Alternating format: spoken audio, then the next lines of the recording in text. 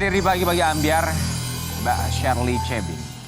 Mbak Shirley, kami turut prihatin atas apa yang terjadi. Terima kasih. Dan kami juga mengucapkan terima kasih Terima banyak kasih sudah sudah diri menyempatkan Bagi-Bagi waktu Ambiar di untuk sini. berbagi Terima kasih banyak ceritanya untuk sudah menjadi mengundang. pengingat bagi siapapun yang sedang menyaksikan. Berapa tahun menjadi korban KDRT? 24 tahun. 24 tahun. 24 tahun. Dan itu nggak speak up, Cece. Nggak, selama ini saya tutupi semuanya. Kenapa Cece tutupi? Karena saya malu menjaga nama baik keluarga. Dan kan katanya kalau aib keluarga itu harus ditutupi. Kita sebagai istri harus menjaga kehormatan keluarga. Harus menjaga kehormatan suami dan anak-anak, menjaga nama baik. Jadi saya tutupi semua sendiri. Jadi selama ini saya terlihat sebagai seorang istri yang bahagia, baik-baik saja, dicintai oleh suami. Tidak ada yang tahu, bahkan mama papa saya sendiri, kakak saya, teman-teman saya, nggak ada yang tahu. Yang tahu hanya saya dan anak-anak saya. Ada berapa anak? 2. Dua. Pertama kali mendapatkan kekerasan dari mantan suami ini ketika anak masih usia 4 bulan. Ya, betul. Betul. Betul. Alasan yang biasa dipakai suami untuk melakukan kekerasan secara fisik itu biasanya apa, Mbak Shirley? Kejadian pertama kekerasan yang terjadi itu waktu itu anak saya yang pertama masih usia 4 bulan. Waktu itu belum ada handphone ya, adanya handycam. Waktu itu saya ingin merekam momen anak saya lagi lucu-lucunya ya. Saya ambil handycam, saya buka, ternyata di situ saya menemukan foto mantan suami saya itu dengan seorang perempuan sedang berpelukan di Bali. Baik, ini kan 20 tahun, lebih dari 20 tahun menjadi korban kekerasan dalam rumah tangga secara fisik. Ya artinya kalau 24 tahun alasannya itu bisa beragam ya. Ya. Bukan hanya mungkin dugaan perselingkuhan, tapi masalah sepele aja bisa membuat mantan suami melakukan kekerasan. Main tangan. Sebetulnya tidak ada alasan apa ya, kalau dia lagi mau marah ya dia cari-cari alasan. Keset miring pun bisa dijadikan alasan untuk dia mukul saya. Oke, kekerasannya tuh apa saja? Kita sudah, sebetulnya ini menjadi viral di media sosial sih. Beberapa di antaranya kita sudah lihat ya, ada rekaman yang memang sudah menjadi viral juga. Ini di antaranya ya, akibat yang dilakukan oleh sang mantan suami. Tapi kalau boleh diceritain apa saja perlakuan yang dilakukan oleh sang mantan suami, misalnya? Akan saya ceritakan beberapa yang paling parah ya. Yang paling tidak pernah saya lupakan itu yang pertama kali waktu anak saya umur 4 bulan itu. Jadi waktu itu setelah dia pulang malamnya saya tanyakan, ini foto apa? Saya tanya baik-baik dengan nada yang tidak marah dan tidak tinggi juga. Saya tanya baik-baik, ini foto apa? Foto kamu dengan siapa? Dia nggak pakai jawab. Langsung kepala saya dihantam di bagian sini sampai pembuluh berdarah di mata saya ini pecah. Kenapa kok Cece langsung dipukul gitu? Maksudnya Ya karena saya berani bertanya. iya, enggak Cece setelah dipukul itu Cece kenapa kamu memukul aku gitu? Makanya dipukul. Gak sempat nanya karena waktu saya gendong anak saya yang masih bayi, saya tidak berani gerak, dia terus pukul sambil mulutnya mencaci maki. Dia bilang, kamu berani-beraninya nanya begitu, saya ini sudah kerja setengah mati, kamu curiga macam-macam perempuan. Dan dia terus mencaci perempuan, sial lah apa bla bla bla, kebun binatang keluar semua.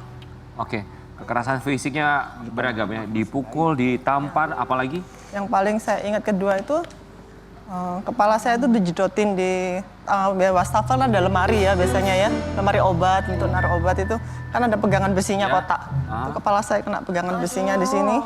Ini jahit 7 jahitan, masih ada bekasnya sampai sekarang. Baik, rumah sakit sudah berapa kali karena kekerasan fisik yang dilakukan oleh mantan suami? Bingung. Hanya 1 kali kalau ke rumah Baik. sakit. Sobat Ambiar, tapi menjadi korban kekerasan fisik justru Mbak Shirley ini mendapat ancaman dari sang mantan suami. Diancam ditodongkan pistol. Ya. Itu maaf, itu pistol betulan airsoft gun atau Peluru tajam. peluru tajam? Gimana caranya suami memiliki izin kepemilikan senjata api? Dia ceritanya kepada saya, dia dapat dari Polda. Dapat dari Polda. Ya bagaimana dia bisa mendapatkan akses tersebut? Kurang tahu, tapi setahu saya dia memang banyak berteman dengan. Karena kalaupun misalnya dia tidak memiliki izin, itu adalah pidana berat. Mengenai itu saya kurang tahu, karena dia tidak pernah menceritakan apa-apa, saya juga tidak berani bertanya. Kalau saya bertanya terlalu banyak, biasanya Dipukul. ya. Intinya suami punya pistol aja gitu ya, Cece. Ya. Kan ceritanya man has power.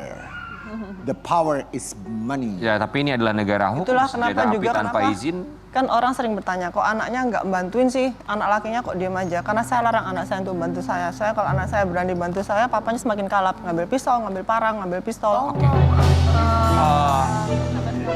Ini kita punya sebuah tayangan, tapi just maaf, sebelum kita ke tayangan ini, saya mau nanya, ini terkait soal anak. Karena ini penting sekali, apalagi kalau KDRT dilakukan di depan anak. Iya. Ini tuh imbasnya tuh luar biasa, ini bisa merusak mental anak-anak. Kekerasan yang berulang 24 tahun dilakukan di depan anak. Anak-anak tuh gimana saat itu menyaksikan?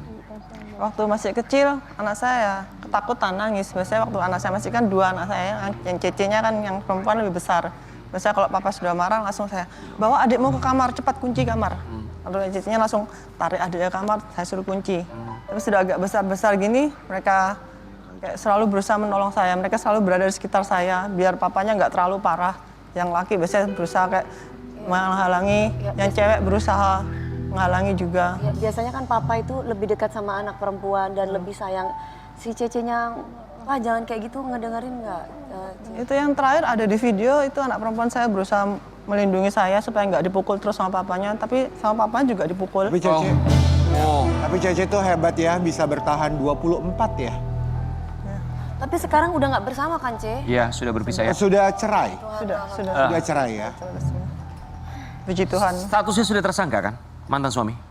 Jadi waktu itu setelah saya laporkan tanggal 8 Agustus 2024, dia tidak langsung ditahan. Bahkan dia sempat wirawiri konfirmasi buat jumpa pers segala macam karena mantan suami saya ini seorang pengacara dan dia cukup handal di bidang ini. Jadi dia tahu caranya memainkan hukum. Dia tahu untuk supaya dia terbebas, dia harus membuat laporan itu berimbang. Jadi dilaporkan saya balik juga. Melaporkan balik atas dugaan Dia bilang saya juga mukul dia. Apa? KDRT juga. Ya, dia bilang saya dan anak-anak. Oke, kita mukul mau kasih lihat. Ini dia mantan suami melaporkan Shirley, melaporkan balik. Ya. Dugaannya KDRT juga, menurut Mbak Shirley.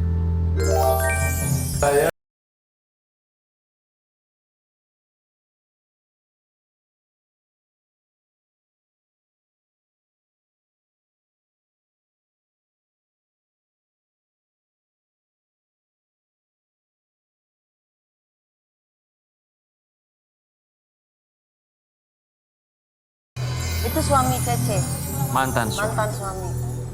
Tanggapannya seperti apa Mbak Shirley atas apa yang disampaikan mantan suami? Jelas-jelas bukti itu video, ada durasinya 26 menit. Ada di saya dan waktu sudah saya serahkan Polrestabes untuk uji keasliannya. Sama sekali tidak ada, bahkan saya jangankan membalas secara fisik, saya membalas secara verbal pun tidak. Oke, pelaporan di bulan Agustus, statusnya sudah tersangka? Waktu itu sampai akhir Agustus belum ada tanda-tanda status tersangka. Lalu puji Tuhan saya dibantu oleh seorang teman namanya Dr. Irma Jun. Dia yang mengenalkan saya ke Uya Kuya. Lalu saya diwawancara di podcast Uya Kuya. Dan sepulang dari syuting Uya Kuya malam itu saya mendapat telepon dari asistennya Uya Kuya bahwa ajudan Kapolri minta rekaman full video KDRT. Sepulang dari Jakarta sampai Surabaya saya kirim langsung. Malam jam 1 tuh dia langsung ditahan. Sudah ditahan sekarang? Waktu itu ditahan. Waktu itu, kalau sekarang? Ya. Sekarang sudah bebas. Sudah? Sudah bebas. Oh, sekarang udah bebas, berapa Sudah tahun bebas. ditahannya, Ce? Jadi ceritanya gini. Waktu itu kan dia ditahan tanggal 3 September. Dan saya dengar-dengar dari seorang bekas pegawainya dia, waktu dia ditahan tuh dia keluar dari kamar tuh bersama 2 kalau nggak 3 cewek dari kamar. Dia ditahannya kan pisah rumah dengan saya. Dia di Sidoarjo. Oke. Tapi kok bisa sudah bebas ya? Nah, jadi kan dia laporkan saya balik. Aha. Hari ke-39 dia ditahan, kan biasanya kalau sudah 40 hari dari Polrestabes dia dipindah ke Kejaksaan. Ya. Jadi hari ke-39 saya dipanggil ke Polrestabes. Aha. Saya datang bersama pengacara saya Pak Soleh, Ya. yang waktu itu membantu saya secara gratis. Sampai di sana penyidiknya menyodori saya berkas laporan setebal ini. Dia bilang ini laporan Pak Moses sudah jalan. Kalau tidak terjadi perdamaian hari ini, ibu tidak pulang. Oke, baik. Tanda tangan. Ibu masuk sel katanya. Saat itu Mbak Shirley tanda tangan. Waktu itu saya ngomong dengan Pak Soleh, gak apa-apa Pak, masuk sama-sama, saya nggak takut.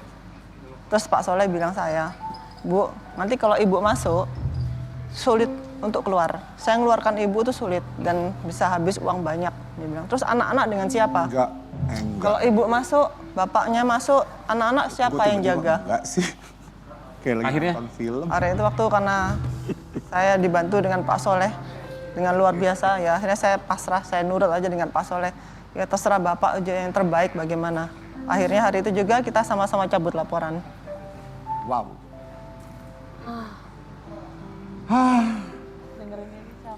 Tapi pemirsa yang nonton pagi-pagi Ambiar dari awal ya. Sampai speechless. Iya loh aku kan. Sekarang ada alasan ya Ustadz memuliakan istri.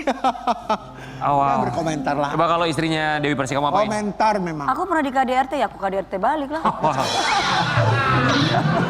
Ya, tapi ditelaporin lo kalau KDRT balik Ya nggak nanti. apa-apa, tapi kan gue juga ikut mukul. Oke Mbak Shelly. Enggak gua mah. Ya. Puas ya? Puas. Kami di sini speechless apapun itu ya. Betul-betul kita tidak tahu harus berkomentar apa. Tapi terima kasih banyak sudah speak up. Semoga ini bisa membantu lainnya korban KDRT untuk bisa juga turut speak up. Kita kembali saat lagi. Tetap di pagi-pagi Ambiar.